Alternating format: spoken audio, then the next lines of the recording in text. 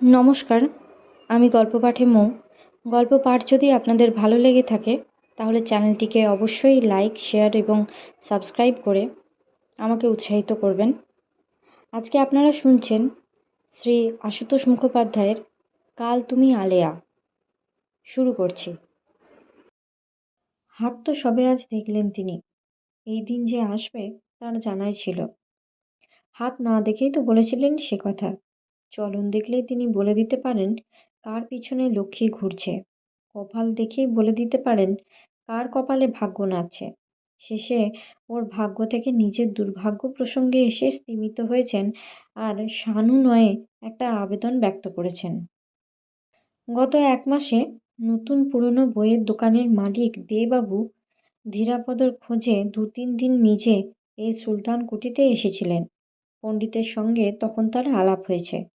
আর একটা ওষুধ কিনতে গিয়ে পাকে চক্রে একটু আধটু আলাপ পরিচয় হয়েছে কবিরাজি দোকানের অম্বিকা কবিরাজের সঙ্গে। এখন এই দুজনের কাছে তার হয়ে একটু সুপারিশ করতে হবে। ধীরাপদ যে কাজ করত সে কাজ উনি স্বচ্ছন্দে করতে পারবেন। বিজ্ঞাপন লেখা ছাড়াও দেবাবুর জন্য ভালো ভালো বইও লিখে দিতে পারবেন তিনি। তার জ্যোতিষীর বইয়ের কদর কম হবে না। ঘরের অচল অবস্থা প্রায়, এটুকু সাহায্য ধীরাপদকে করতেই হবে। এই সুযোগটুকু পেলে হয়তো একদিন ঘর ভাড়া নিয়ে জ্যোতিষীর দপ্তরও খুলে বসতে পারবেন তিনি। মেডিকেল হোমের রমেন হালদারের স্বপ্ন ওষুধের দোকান করবে, পণ্ডিতের স্বপ্ন জ্যোতিষীর দোকান। ধীরাপদ রমণী পণ্ডিতকেও সাহায্যের আশ্বাস দিয়ে হাঁপ ছেড়ে বেঁচেছে। সকালে কদমতলার হুঁকোর আসরে তার কাছ থেকে শকুনি ভট্টাচার একাদশী শিকদারও এই ভাগ্যোদয়ের সমাচার শুনবেন জানা কথায়। সেদিন খুব সকালে ঘুম ভাঙতে ধীরাপদর মনে হয়েছিল কলপাড়ে শকুনি ভট্টাচার্যের উষা কাশির ঠনঠনের শব্দটা যেন আগের থেকে স্তিমিত আর অনেক বেশি কষ্টক্লিষ্ট। অনেকক্ষণ বিছানায় এপাশ ওপাশ করে শেষে ধীরাপদ বাইরের বারান্দায় এসে দাঁড়িয়েছিল। কদমতলার বেঞ্চির সামনে হুঁকো হাতে একাদশী শিকদার দাঁড়িয়ে, বুঝতে পারছিলেন না বলে দাঁড়িয়ে। জানালা বন্ধ দেখে কাগজওয়ালা বন্ধ দরজার গায়ে কাগজ ফেলে গেছে। কাউকে কিছু না বলে শিকদার মশাই দোরগোড়া থেকে কাগজ নিয়েও যেতে পারছেন না। আবার চোখের সামনে কাগজ পড়ে আছে দেখে শান্তিমতো বুঝতেও পারছেন না। ধীরাপদ বাইরে আসতে সতৃষ্ণ চোখজোড়া কাগজের ওপর থেকে ওর দিকে ঘুরেছে। উদ্গ্রীব প্রতীক্ষা, প্রতীক্ষার যাতনা। বেঁচে থাকো বাবা, দিনে দিনে শ্রীবৃদ্ধি হোক। বাঁ হাতে হুঁকো শিরা বার করা শীর্ণ ডান হাত বাড়িয়ে ধীরাপদর হাত থেকে কাগজ নিয়েছেন। ব্যাগ্র চোখ দুটো কাগজের ওপর থেকে ছিঁড়ে এনে ওর দিকে তুলেছেন। রমণীর মুখে শুনেছি বাবা, বড় আনন্দ হয়েছে শুনে। কার ভিতর কি আছে কি আর বাইরে থেকে বোঝা যায়? কত সময় কত অবহেলাই না করেছি। আশীর্বচনে নয়, আনন্দ হয়েছে শুনেও নয়। শেষের কথাটায় ধীরাপদ অস্বস্তি বোধ করেছে। বেঞ্চিতে বসেও একাদশী শিকদার কাগজ পড়া একটু স্থগিত রেখেছেন। বলিরেখায় হিজিবিজি মুখখানা ওর দিকে তুলে ধরেছেন। তা তুমি বাবা নিজের গুণেই কারো ত্রুটি ধরো না জানি। এখন তো মস্ত লোক, মস্ত আশা ভরসা। মুখে হঠাৎই যেন আশা উঁকিঝুঁকি দিয়ে উঠেছিল একটু। আগ্রহে গলার স্বরও নেমেছিল। তুমি তো বাবা নিজেই আর একখানা কাগজ রাখতে পারো এখন, বাংলা কাগজ। পারো না? কাগজ? একখানা কাগজ পড়ে ঠিক সুখ হয় না। আরও তো বড় কাগজ আছে। তাছাড়া এক কাগজে সব খবর থাকেও না বোধহয়। থাকে? বড় খবর সবই মোটামুটি থাকে। ধীরাপদ না ভেবেই বলেছিল। তবু সব খবর তো থাকে না। কোন খবরটা কার কাছে বড় তার কি ঠিক আছে? সত্যি কথা, জবাব নেই। ইত্যবসরে গঙ্গাজলের বাটি হাতে শকুনি ভট্টাচার্য উপস্থিত। ধীরাপদকে দেখেই অবাক হলেও আগে কর্তব্য সম্পাদন করেছেন। উপবীত স্পর্শ করে একখানি শীর্ণ হাত তুলে হাঁপাতে হাঁপাতে অস্ফুট স্বরে আশীর্বাদ করেছেন। বাংলার সঙ্গে সংস্কৃত মিশিয়ে আশীর্বাদটুকু দীর্ঘতর করতে চেষ্টা করেছিলেন, কিন্তু হাঁপের ঠেলায় আর ফ্যাঁসফ্যাঁসে কাশির ধমকে পেরে ওঠেননি। কাস্তে কাস্তে বেঞ্চিতে বসে পড়েছেন। শিকদার মশাই কাগজে ঢুকেছেন। সোনাবতীর মতো ধীরাপদ দুজনের পায়ের ধুলো নিয়ে ফেলবে কিনা ভাবছিল, অতটা পেরে ওঠেনি। ভট্টাচ মশাইয়ের কাশির যাতনা দেখে সত্যিই কষ্ট হচ্ছিল। ভদ্রলোকের এরই মধ্যে এত কাহিল হয়েছেন লক্ষ্য করেননি। আপনার কাশিটা কি আগের থেকে বেড়েছে নাকি? আর বাবা কাশি! কাশির ধমকে আটকে গিয়ে হাত তুলে আকাশ দেখিয়েছেন। অর্থাৎ এবারে গেলেই হয়। চোখে জল এসে গিয়েছিল। সেটা দমবন্ধ কাশির যাতনায়ও হতে পারে, আবার মাটির টান ঢিলে হয়ে আসছে বলেও হতে পারে। সামলে নিয়ে বিড়বিড় করে খেদ প্রকাশ করেছেন, সব শীতেই মনে হয় হয়ে গেল, এবারে আরও একটু বেশি। একটু আধটু খাঁটি চ্যবনপ্রাশ পেলে হয়তো কমতো। অগ্নিমূল্যের বাজারে খেয়ে পড়ে প্রাণ বাঁচাতে প্রাণান্ত।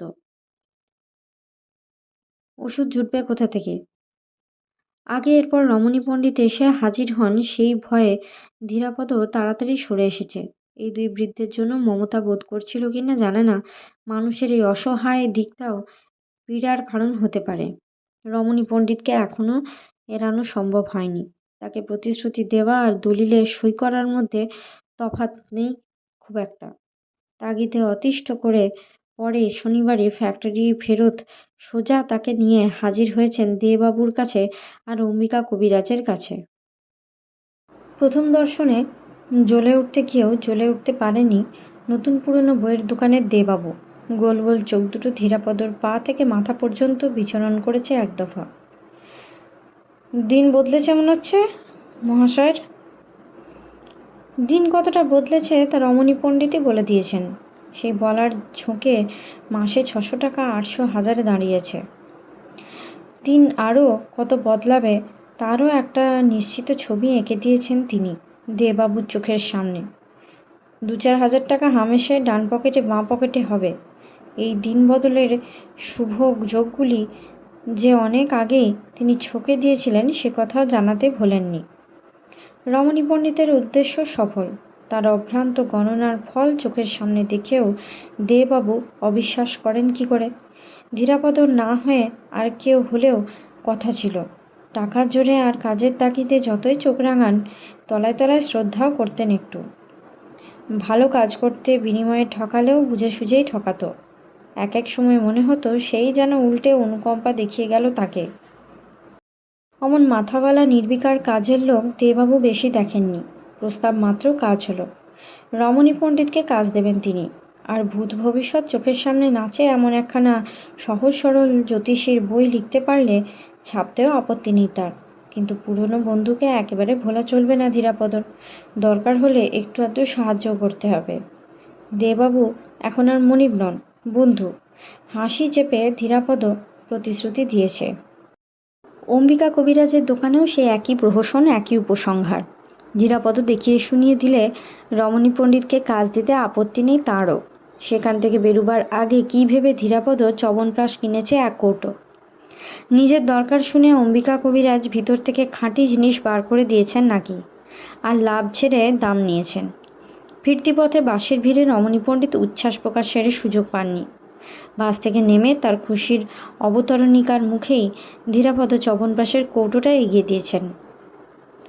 ভট্টাচ মশাইকে দিয়ে দেবেন, ভদ্রলোক বড় কষ্ট পাচ্ছেন। কিনেছি বলবেন না। রাতের অন্ধকারেও পণ্ডিতের বিস্ময় উপলব্ধি করা গেছে। উচ্ছ্বাস এবার অন্য খাতে গড়াতে দেখে ধীরাপদ বাধা দিয়েছে। বিজ্ঞাপন লিখতে হলে একটা ডিকশনারি জোগাড় করে ভালো ভালো বিশেষণ মুখস্থ করুন। রমণী পণ্ডিত হেসেছেন। জ্যোতিষীর ডিকশনারি হাতরে অলঙ্কার খুঁজতে হয় না মশাই, আপনি নিশ্চিন্ত থাকুন। তা বলে আপনার সম্বন্ধে যা বলেছি একটুও বাড়ানো নয়, নিশ্চিত ফলবে দেখবেন। আর গুণদার সম্বন্ধে যা বলেছেন? বেখাপ্পা প্রশ্ন শুনে রমণী পণ্ডিত থতমত খেয়ে গেছে। কোন জবাবে তুষ্ট হবে গলার স্বরে স্পষ্ট নয় তেমন। বললেন, তারও ভালোই, তবে এক একজনের ভালো এক এক রকম। আপনার ভালোর সঙ্গে তার ভালোর তুলনা হবে কেমন করে? তার স্ট্যান্ডার্ড অনুযায়ী তারও ভালো, বেশ ভালো। এই ভালোটা আরেকটু কম ফাঁপালে ভালো হয়। ভদ্রলোক বিগড়ে যেতে পারেন। ভদ্রলোক বিগড়ন আর না বিগড়ন, পণ্ডিত একটু বিগড়েছেন। পায়ে চলা পথ ধরে মজাপুকুরের কাছাকাছি পর্যন্ত গুম হয়ে থেকে বলেছেন, শুধু ভালোর খবরটাই বুঝি আপনাকে সাতখানা করে শুনিয়েছেন উনি? খারাপও তো কম বলিনি, সে কথা বলেছেন? ধীরাপদ প্রথমে মনে হয়েছে খারাপের ঈপ্সিতটা সোনা বৌদিকে নিয়ে, কিন্তু সম্ভব নয়। ওরই কাছে সেরকম ইঙ্গিত করবেন রমণী পণ্ডিত অতটা নির্বোধ নয়। সে প্রসঙ্গ এড়িয়ে ধীরাপদ খুব শান্ত মুখে আবার বলেছে, অন্যের খারাপ ভালোর সঙ্গে নিজের দিকটা একটু দেখা দরকার বোধহয়। আপনার মেয়ে এখনো ছেলে মানুষ, একেবারে একটু নজর রাখবেন। রমণী পণ্ডিত দাঁড়িয়ে গেছেন। সুলতান কুঠির অন্ধকার আঙিনায় কালো মুখের থমকানি ভালো করে দেখা না গেলেও অনুমান করা গেছে। আরেকটি কথাও বলেননি, একটি কথাও জিজ্ঞাসা করেননি। ফলে ধীরাপদর ধারণা ভদ্রলোক সব জেনেই চোখ বুজে নিলেন আর চোখ বুজে আছেন। মেয়ের চালচলন যে আরও কারো চোখে পড়েছে, চুপ করে থেকে সেই ধাক্কায় সামলেছেন শুধু। নিজের ঘরে ঢুকে ধীরাপদর মনে হয়েছে না বললেই হতো। রেস্তোরাঁয় যাদের সঙ্গে দেখেছিল মেয়েকে, তাদের একজন তো আত্মীয়ই বটে। ছেলে মানুষদের নির্দোষ আনন্দ নিজের চোখের দোষে হলদে দেখেছে কিনা কে জানে। মন বলছে তা নয়, তবু সংকোচ। অফিসের জন্য তৈরি হয়ে বেশ সকাল সকালই বেরোতে হয় রোজ। হোটেলের কিউতে আটকালে খাওয়ার আশায় জলাঞ্জলি, কিন্তু পরদিন বেরুবার মুখে বাধা। রমণী পণ্ডিতের 10 বছরের ছেলেটা হন্ততন্ত হয়ে এসে সেখানেও বুলির মতো বলে গেল, বাবা আপনাকে দয়া করে এক্ষুনি একবারটি আমাদের ঘরে আসতে বলেছেন। পায়ে পায়ে কোণা ঘরের প্রথম ঘরটিতে ঢুকেই ধীরাপদ হতভম্ব। দরজার কাছে পাথরের মূর্তির মতো রমণী পণ্ডিত দাঁড়িয়ে। অদূরের জানলায় মুখ গুজে কুমু কান্নায় ভেঙে পড়েছে। পাশের ঘরের দরজার নিচ দিয়ে রমণী পণ্ডিতের রমণীটির পা দেখা যাচ্ছে। ধীরাপদ নির্বাক। এই এদিকায়। বাপের কঠোর আদেশে মুখে অঞ্চল গুঁজে মেয়েটাকে জানলা থেকে সরে আসতে দেখেছে। শাসন আর নির্যাতন যতটা হবার হয়ে গেছে, এক নজরেই স্পষ্ট। ধীরাপদর হুঁশ ছিল না যেন। তারই দুই পায়ের উপরে মুখ গুজে মেয়েটা ফুলে ফুলে কাঁদছে। রমণী পণ্ডিতের দুই চোখে শাসনের তৃপ্তি এবং প্রতীক্ষা। যেন ধীরাপদর কাছে মেয়ের সমস্ত অপরাধ সে ক্ষমা না করা পর্যন্ত ক্ষমা নেই। হাত বাড়িয়ে ধীরাপদ কুমুকে তুলতে চেষ্টা করেছে। মেয়েটা ওর পা দুটো আরও বেশি করে আঁকড়ে ধরেছে। ওঠো। কণ্ঠস্বরে কাজ হয়েছে। কুমু উঠেছে। যাও, ভেতরে যাও। এই আদেশ পালন না করে পারেনি, চলে গেছে। রাগে বিতৃষ্ণায় আর এক মুহূর্ত না দাঁড়িয়ে ধীরাপদ ঘর থেকে বেরিয়ে এসেছে। হনহনিয়ে সুলতান কুঠিও পেরিয়ে এসেছে। হোটেলের পথে না গিয়ে ফ্যাক্টরির বাস ধরেছে। সারা পথ অনুশোচনা আর অস্বস্তি। মেয়েটার ওই অত কান্নার ফাঁকে ফাঁকেও যা চোখে পড়েছিল সেটা কি? কুমু কাঁদছিল, কিন্তু আর কিছু যেন ব্যঙ্গ করছিল ওকে। নীতির মুঠোয় যৌবন ধরে কোন দিন? আজকের মতো এই পর্যন্তই। পরবর্তী অংশ পরবর্তী ভিডিওতে। সকলে ভালো থাকবেন, সুস্থ থাকবেন, পাশে থাকবেন। নমস্কার।